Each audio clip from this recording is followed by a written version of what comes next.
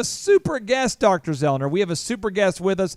It is Miss Lisa Riley, the proud business owner, mother, and wife of the Pino's Palette location on the Cherry Street. She's got the Rose District in Broken Arrow. She's got the whole Riverwalk game on lockdown, and she has a mobile location to bring you that celebration to your office, to your home. You just do it all. Hey, how are you doing it, Lisa? I mean, did you start off with a silver spoon? How did you do it? No. I learned from the bottom up. From the bottom up? I have a philosophy about business. If you are going to be the boss, you need to learn how to do everything. So that way you can tell people if they're not doing a good job, at least you can, it comes from a trusted source. There's nothing worse than having a boss who disciplines you and then you're like, you've never done my job before. How do you know if I'm not doing it right? Right? How do you know? So I had to I'm not an artist. I will fess up. I'm not an artist, but I've learned a lot from the artists that I've hired. And my goal was, if people are going to spend money and come paint, I'm going to hire real professional artists. So none of mine are like somebody that just kind of woke up and was kind of decent at art. You know what I mean? Bro, I was sleeping last night and I woke up and I drew this. It's hard to see what it is. Van Gogh, I chopped my ear off. Now here's the thing: today we're talking about timelines of success. Walt Disney's 22-year journey to becoming an overnight success. See, his 22-year journey. Overnight. I like that. 22 years and then poof. So Walt Disney, I mean, he gets going. He starts his first business, okay? But the thing is, he didn't have success till 22 years later. Now, Z, I want to ask you, when did you feel when was the first time where you said, I have made it? Things are doing well. Things are going well, and I have finally. I mean, when did you first go? Okay, I'm finally over that hump, because there's a little bit of insecurity that powers every entrepreneur. Oh yeah, there's a lot of that where you go, I don't know if I'm going to make it. I don't know if I'm going to make it. Oh my gosh, I made it! When did that happen for you? I was probably in business about 9 years. Okay. And I just opened up my memorial location. Yep. Just a freestanding building I built. 8 years. I'm sorry, 8 years. And when I opened that up and could really have my full concept, Actualized, seen and built and in motion, and it kind of, I got a warm. I'm not gonna lie, I got a warm fuzzy. It was a warm fuzzy. How frustrated feeling. were you when you had this big vision of what it could be, but it wasn't it yet? I wasn't frustrated. I never really got frustrated so much because I knew that was my target. And you shoot an arrow at the target, and you halfway there, you can't go, where's you at the target yet? As long as you're headed toward it and you've got momentum and you're going to get there and you see that the arrow is going to hit it. I mean, you can't be frustrated that it's not there already, because you see it happening. You know it's going to happen. So I remember my first, we made it moment was I was probably 21 years old, 22. I was driving down Riverside towards the River Road there on Riverside, driving out south. And my wife and I were living at the time at 67th and Lewis at the, which you and I might have lived at the same place at different times, the Hearthstone condominiums. I wonder who tore that place up so badly. It was kind of a green, kind of a tinted with a good gate there. Yeah. And anyway, so we were driving down the road and my wife was like, hey, at some point, wouldn't it be great if we lived yada yada? And a home or... Yeah, well, I mean, I knew, because I'd already talked to a banker, and I knew, and I said, hey, we're going to build a house. And she goes, what? So we built this house at 111th Memorial, Silverwood, and I remember we moved into the neighborhood, and I'm like, I think I was 21, 22. And every person would come up to me and go, hey, what do your parents do? And every time I'm like, yes, I finally have done it. Every time they would, because it was you start this DJ company, people think you're out of your mind, and you finally get some success, and you're building this house, and it was kind of fun. Every single person kept going, so what do your parents do? What do your parents? And it was just fun to kind of go, what's your name, little boy? This is our house, this is our house. My house. Exactly. And I will just tell you, being a DJ, when you tell somebody that you're dropping out of college, in my case, I got kicked out of college. When you tell somebody you're not going back to college and you're going to become a disc jockey, it's a lot like saying, Dr. Z, as your son, I've decided I'm not going to go finish my degree. I'm going to go work in the carnival. They've got this awesome thing where it's called a heckler. And you throw a ball and you yell at people, hey, this is my deal. Dad, this is my deal. I say, Hey, look!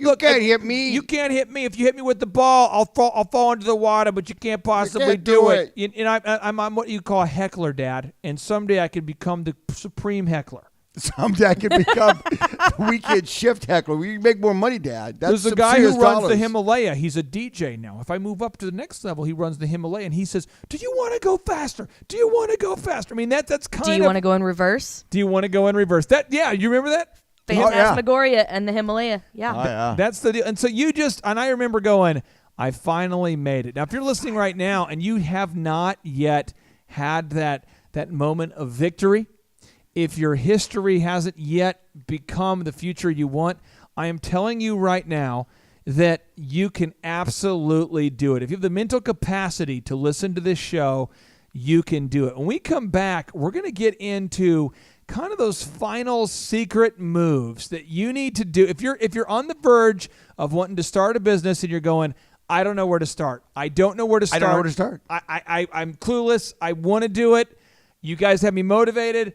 I'm a little bit scared. We're going to walk you through 3 specific little super moves. They're going to help every entrepreneur get started somewhere, because eventually, Z, you have to take your big idea and turn it into reality, or you go crazy.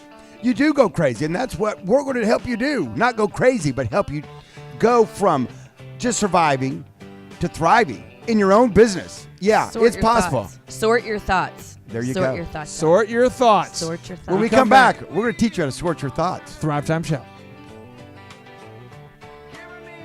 You're listening to the Thrive Time Show on Talk Radio 1170. All right, Thrive Nation, welcome back to your inspiration station. It's your audio dojo of mojo, the place where we teach you specifically how to start and grow a business. Today, again, my name is Clay Clark. I'm the former SBA Entrepreneur of the Year. I'm joined here with Dr. Robert Zoellner. Sir, how are you? I'm doing great. Happy Monday, Thrivers. Thank you for tuning into the show. We love you. Keep those questions coming, and we will keep the answers flowing. Whoa, answers flowing like the Arkansas River, where we're broadcasting right by the Arkansas River. On the left bank. Don't drink the water. Don't. Don't this drink just, the water. This just in. No one ever told me, man. I didn't know. I was just I'm trying to drink down it there all. lapping that. I I'm thought down river there water. lapping that up like a puppy dog. I so thought thirsty. river water was where it was at, Z. It's free flowing. Isn't that good? That's good stuff. You- I grew a you- third Bottle arm. that up. Yeah, I tell you what, Zay, you can get a perm and you can drink the river water, but you still got a perm and stomach full of river water. That's for you to This just in. This just it. Okay, now we have a very special guest with us today, Miss Lisa Riley. Miss Lisa, how are you? Woot, woot. I'm great. People I'm are going, great. who are you? Who are you? Tell us who you are. What do you do? What do you do? I am an entrepreneur from Bixby, Oklahoma, and I own all of the Northeast Oklahoma Pinos pallets. Which is a great place to go for fun, for entertainment. You can learn to paint. Corporate team building, date night, friends night out. One thing you said earlier, you have 4 locations, or 3 brick and mortar, and then a mobile one. Yes. The mobile one, what's the number? Like, let's say I want to have the mobile one come out. Will they come out and set up for one person? What's the minimum? What's the maximum? Tell me a little bit about that, because that sounds intriguing. Well, the minimum is for 25, but we've had people who only Okay. have 20, and they're like, I'll just pay the extra 5 Sure. painter fee. Okay. And then that way they reach the minimum. And so we'll do whatever people need to do. I mean, I'm an entrepreneur. And then you bring We make everything it out. work. You bring everything out there. We you bring the studio to you. Oh, wow. I know. We did 200 people at the Tulsa Zoo. That was crazy fun. It was awesome. Now, we've been talking today about the timelines of success, specifically the Walt Disney's 22-year journey to becoming an overnight success. One of the things people don't realize about Walt Disney is he took 22 years before he really made it. And I want to give you a notable quotable that I think is very helpful for anyone listening right now. If you're feeling frustrated that you haven't been paid what you're worth, quote unquote, Jim Rohn, he's a best-selling author. He says, you don't get paid for the hour, you get paid for the value that you bring to the hour. And what happened is in 1930, this was the first time that Roy and Walt began to license the Mickey-related merchandise because Mickey Mouse was now a thing. It was now a famous thing people wanted. Now they could license it. I mean, before we could argue that he was a good artist. We could argue that he had good ideas. But he couldn't really reap a harvest until 22 years into the game. And now, so a lot of people look at Walt Disney World and they say, I want to be where Walt Disney World got to. I want to be where Walt Disney got to. I want to be where Walt Disney was. I want to get to the, but you're not thinking about how do you start? What's the very specific, what's the first step? What's the first thing that Walt did? Well, Walt, he started working in the industry. He went to work for almost nothing. In today's dollars, we talked about it earlier, and you can listen to it at thrivetimeshow.com. He went to work for like basically $600 a week. Okay, a month. $600 a month. Yeah. A month. Back it adjusted for inflation in today's dollars, $600 per month. Okay, so I'm going to give you my tip, but I want to get your tip. I want to get the 3 power tips. If you're thinking about starting a business, 3 tips that you can do. You're kind of your first step that you can take to get going here. My tip is I recommend highly that everybody starts working in the industry you want to be in. So I'll give you a couple examples. Ryan Tedder, a local Oklahoma success story. He's the best. He's basically a top-selling recording artist. He's a Grammy-winning artist. He writes for OneRepublic. He writes for Beyonce. He writes for Adele. Top artist. He went to work for free for Timbaland. Steven Spielberg interned for free. Oprah interned. Puff Daddy interned, when he was going to Howard University. Interning is it's like a lost art. But going to work for a Jedi Master and saying, hey, you don't need to pay me. I just want to be around you to learn those skills.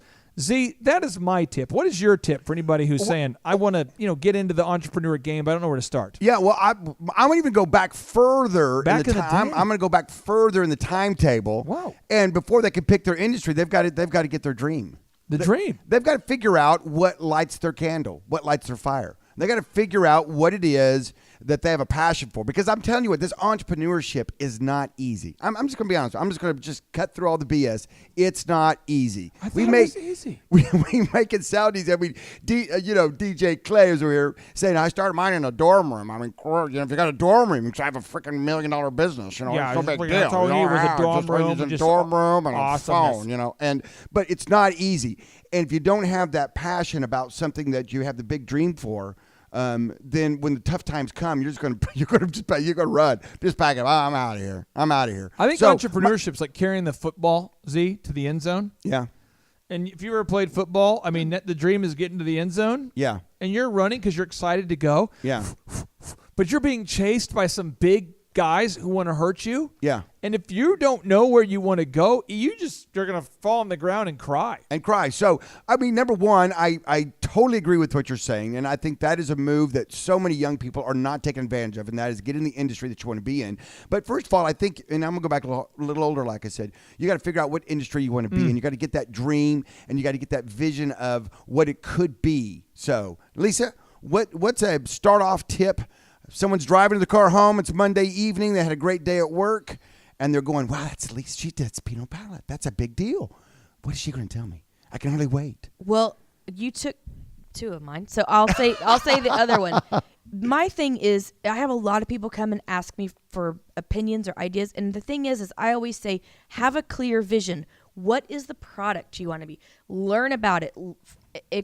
Get to become the expert about it, because the problem is, and I know you all have had this, you've sat down with people and they're grasping for everything. I want to open a spa with a bookstore in it, and I want to open, a pedicure place also with the church next door, and you're like, hold on, what are you trying to convey to your customers? First of all, you've got to know your product. Please preach this.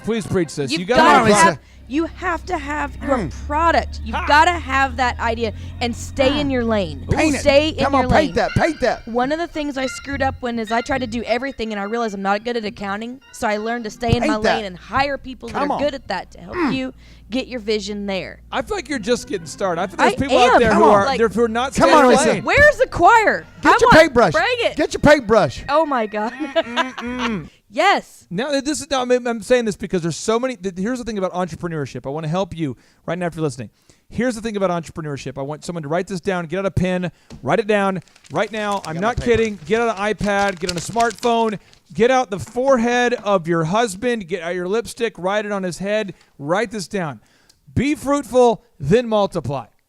Oh my God, yes. 1,000,000 times yes. Because what happens is you go, I could make millions. Or you could be in debt millions if you try to grow too fast and spread yourself too thin. See, I could make millions. And you're going, why don't you make hundreds first? But I could make millions. And then, what happens is, as an entrepreneur, you have to be able to see problems